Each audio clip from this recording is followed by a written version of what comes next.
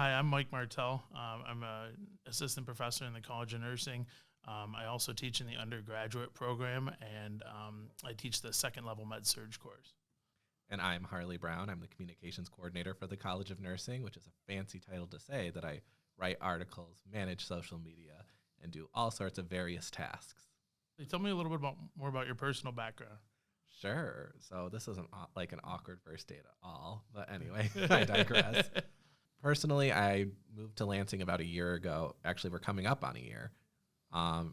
Beforehand, I lived in the Genesee County area for my whole life.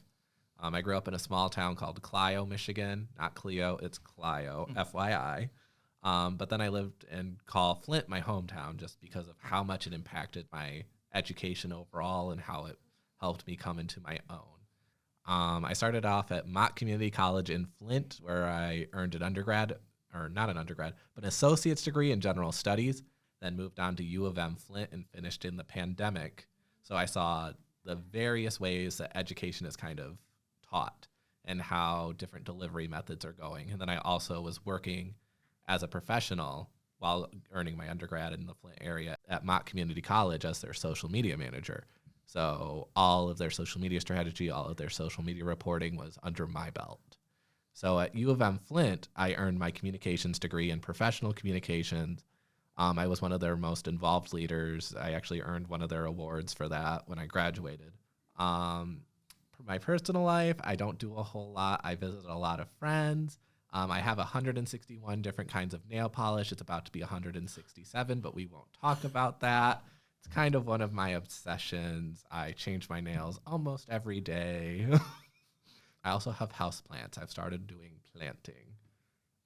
To be determined if they live, if that carries on. But Mike, why don't you tell me a little bit about yourself? All right. So thanks for sharing that. I have 3 kids. So I have a 15-year-old Brady. He's in high school. And I have a 5-year-old named Miller. He just started kindergarten, actually. And then I have a 4-year-old Calvin. And I enjoy going to my son's sporting events. My older son, Brady, he plays hockey as well as football for the high school. And then I also coach T-ball, and I coach flag football. And T-ball is it's just a herd of kids. It's a mess, but I love it. I enjoy it. And they're actually going to be on the same flag football team this year. So, but yeah, it's a lot of fun. So I love doing that. I love being outside in the outdoors. We recently got a boat, actually, fun fact.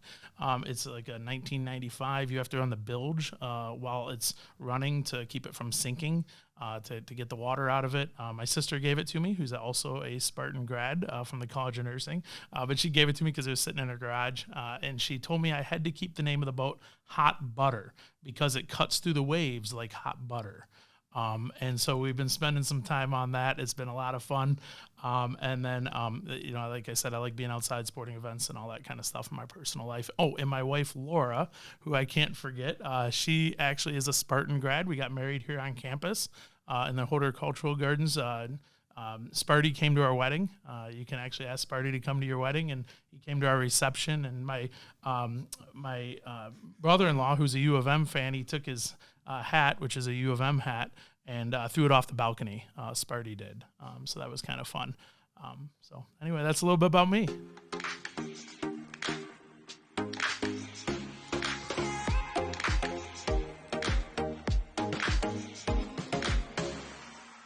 About your work history and some personal information, including those 4 groovy digits on the back of your credit card.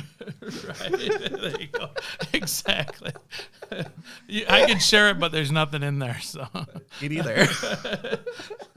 So, I started off at the University of Windsor in Canada. So I'm Canadian. You guys just are finding this out right now. And so I started off at University of Windsor. I actually didn't graduate from there. I didn't do very well in my time at University of Windsor. I changed my major multiple times. I didn't really know what I wanted to do with my life. The dean of general science actually told me I would never get my degree and to go work in something else where I didn't need a degree. I swear to you. And that's what fueled my fire to kind of get my stuff in order. But honestly, I appreciate it now, and I'm very grateful for him telling me that. because it ignited that fire that I needed to kind of get myself in order and figure out a focus and what to do. And I came over and started working in mental health, and I found my passion, and that passion is nursing. And when I found my passion, I started doing much better in school. I then got my prereqs all out of the way, and I went to Eastern Michigan University, where I earned my bachelor's degree. I actually barely made it in the program as far as actually entrance into the program, but once I was there, I flourished. I earned my bachelor's degree from Eastern Michigan. I then went on to earn my master's degree from Michigan State. And I'm a clinical nurse specialist, board certified clinical nurse specialist, adult gerontology, and then also earned my doctorate in nursing practice in 2021 from Michigan State University. And the reason I share that first part of my educational journey is everybody has a different road, and it's kind of, where you finish. It's not about the journey there, and a lot of times there can be speed bumps and setbacks along the way that I had to overcome. And so I always share that with my students as well. But here I am today, and I have my doctorate, and I'm really proud of that. My work history, as far as my work history, I started off in the emergency department. Well, actually, before that, I started off in mental health as a mental health tech. I was a nurse assistant on a medical oncology floor as well.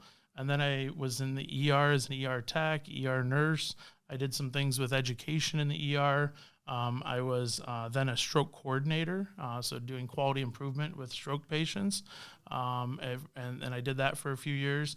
And then I was an ER manager for a real brief amount of time. That was a tough job. And then after that, I decided to do what I've always been passionate about, which is education. Every time I've always been happiest in my career is when I'm educating students and when I'm educating fellow nurses. And so I decided to follow my passion. And that passion led me here to Michigan State University, where I currently teach in the undergraduate program. And I've been doing that since 2019. But that's kind of my journey. Harley, I know that you're part of the marketing and communications team. What does communication mean to you? So communications to me means telling the stories that go unheard. That's what actually kind of drew me to working at the college, because nurses often can go unheard, and it's being able to tell the most effective, authentic story, whether that be through various channels of communication, social media, print, web. There's so many ways that I view communication versus other people would view communication. But how do you view communication?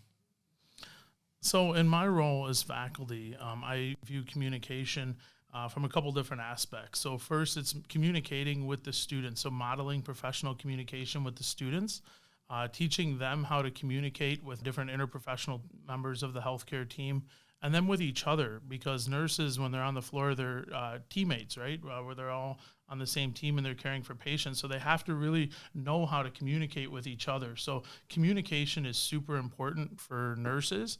And so as a educator in the College of Nursing, I try to really instill that in my students, so that way they practice really good communication, prevents safety events from happening, promotes quality of care, all those kind of things, and really have them see the value in great communication. So that's why I feel my role is here in the college when it comes to students and promoting that. How does the podcast help the college's communication?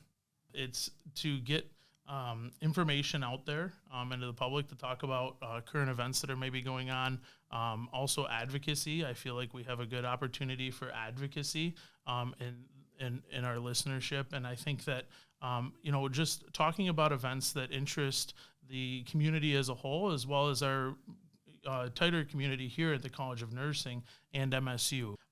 So I think a big role is that, like I said, that advocacy, getting information out there, interviewing different speakers to get their voices heard, because there's so many great things going on in the community. We have a lot of great community leaders. We have a lot of great leaders here within the college, and getting those voices heard. And we can be a great facilitator of that. So I feel like as a podcast, we're kind of the facilitator on getting those voices out there so that the listeners can hear it. I think a lot of it can talk about the great things that we're doing at the college, for example, all the kinds of advocacy that we're working on to create more inclusive spaces, not only in education, but also healthcare. Because if you think about the healthcare and the education sector, it was built for a straight white man. And by working on creating DEI initiatives and also working on this commitment to bettering our own environment, we impact the healthcare industries that that our nurses go into, where they become leaders in, essentially. I think one of my goals is to get the dean on the podcast. I think she is very personable. I think this is the ideal thing for her to do because she is the example of what a leader is, I think, in my own opinion. Could we also maybe involve some students in it too? I think getting their perspective on how things are, especially since we are a college of nursing, I think that we have to remember that, we are all about educating the future of nursing, right? Our future Spartan nurse leaders. And I think that having some students or even some alumni in to share their experiences in the college, I think would be really beneficial as well. And maybe even share some of their challenges with transition into practice and some of those type of things too. So I think that might be an additional group to focus on.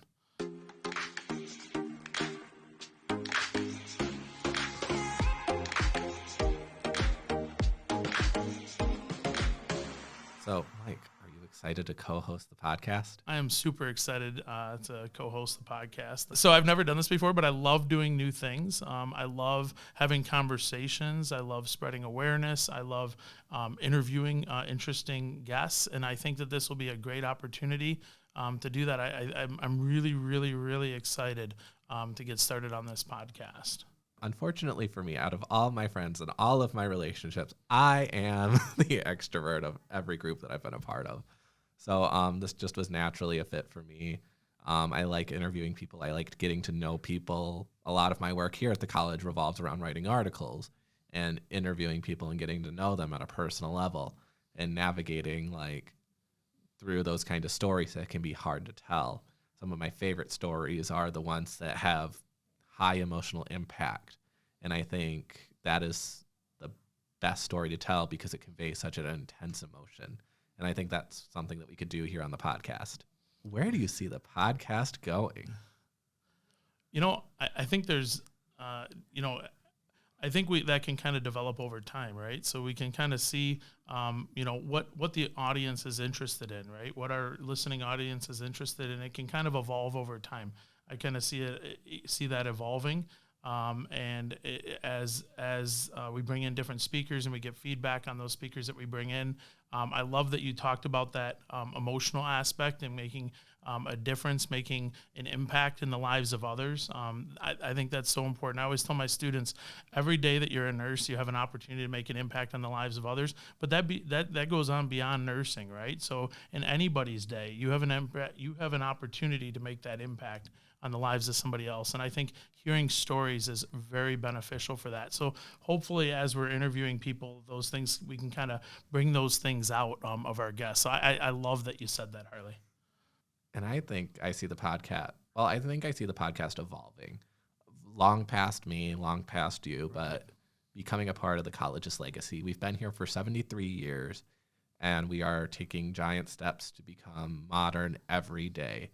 And I think this is a key point to make us modern, to make us known, to make us here in our community, but also to the world, that we are here to innovate and improve healthcare through research and education and advocacy. I'd like to thank our besties, our listeners, our audience for not only chiming in, but taking the time out of their day to listen. This is such a huge part of the college and my life, and I'm glad I get to share it now with all of you. Yeah, thank you for listening today. I think that we hope that you enjoyed this experience and that you took away some information with it, right? So we want this to be enjoyable and also informational, and so we hope that you enjoyed this podcast today. So thank you again for joining. I'd also like to thank Patrick and Jackie. Previously, in my role, I worked on the podcast and helped give it the foundation for Is This Normal? And that was what really got me into podcasting. I think they built such a strong foundation, and I'm so thankful for their not only leadership in that, but also the work they put behind it. Yeah, and I will say that after, I've listened to several of the podcasts as a listener, okay, and I've seen their following, and I've seen a lot of the comments that are made and the reviews, and I think that, it's big shoes to live up to and to fill, but, I'm hoping that we can kind of continue on as this nursing podcast here at the MSU College of Nursing, and kind of follow in their footsteps that they started, and we can kind of continue on along that same path. So thank you so much, Dr. Jackie Eisler and Dr. Patrick Crane, for the amazing job that you guys did on this podcast. And thanks for passing the torch to me and Harley. We appreciate you.